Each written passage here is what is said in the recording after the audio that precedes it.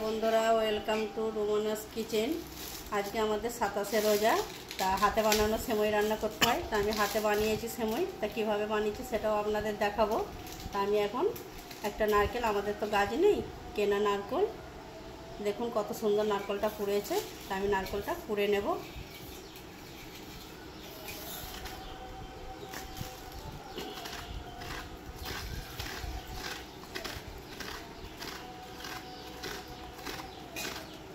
পুরো নারকেল মালা দুটোই আমি কুড়ে নেব। দেখুন বন্ধুরা, নারকেলটা আমি কুড়ে নিয়েছি। এবার কি করে সেমই বানানো হয় সেটা আমি আপনাদের দেখাবো। তা আমার ভিডিওটা প্রথম থেকে শেষ পর্যন্ত আপনারা দেখতে থাকবেন। দেখুন বন্ধুরা, আমি আপনাদের বলেছি হাতে বানানো আজকে সেমই আমি রান্না করব। তা কি সেমই দেখুন, ছোট ছোট জবদানা সেমই করেছি, হাতেতে পাকিয়ে একটু একটু করে একদম ছোট ছোট করে নিয়ে রোদে দিয়েছিলাম। এটা কি আটার বলে? এটা আটার, এটা শুধু আটার। আর এটা ময়দার বানিয়েছি। আমি দু রকম সেমই একসাথেই বানাবো। এটাও আমি একদম ছোট ছোট করে হাতে বানিয়ে নিয়েছি, একদম এইভাবে ঘষে ঘষে আটা মাখিয়ে। আর ওখানে নারকেল কুড়ো আছে এক বাটি, চিনি আছে, ঘি আছে, এখানে আছে কিশমিশ আছে, কাজু বাদাম, এলাচ, তেজপাতা, আর ওখানে আমুল দুধ আছে 100 দুধ আমি গুলে নেব। দেখুন বন্ধুরা, গরম জলটা আমি বসিয়ে দিয়েছি। 100 আমুল দুধটা আমি পুরোটাই গুলে নেব। আপনারা চাইলে বাটার দেওয়ারি দুধেও বানাতে পারেন, কোনো অসুবিধা নেই।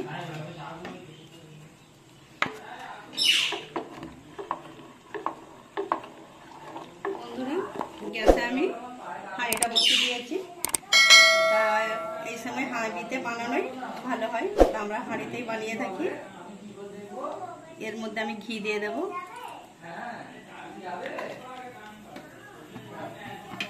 সেমইটাকে আমি লাল করে ভেজে নেব।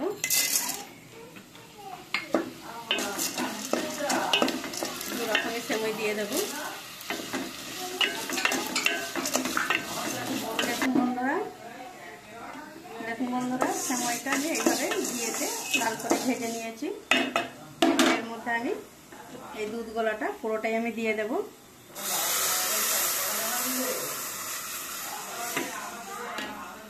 এই সেমইটা অনেকক্ষণ ধরে সেদ্ধ করতে হয়, সময় লাগে। দেখুন বন্ধুরা, সেমইটা তো আমি দুধের মধ্যে দিয়ে দিয়েছি। এটা বেশ কিছুক্ষণ সময় লাগবে সেদ্ধ হতে। এর মধ্যে আমি অল্প করে লবণ দেবো, মিষ্টিতে বেশি লবণ লাগে না।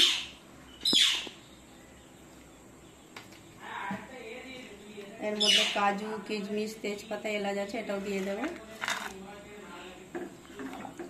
এখন বেশ কিছুক্ষণ সেদ্ধ হবে। দেখুন বন্ধুরা, হাতে করা জবদানা সেমইটা বানাতে পুরো ভাতের মতনই সেদ্ধ করতে হয়। রোদে দেওয়া হয় শুকনো, তো ওই জন্য সেদ্ধ করতে সময় লাগে। তা আমি চিনিটা দিয়ে দেবো, আপনারা যেরকম মিষ্টি খাবেন সেরকম।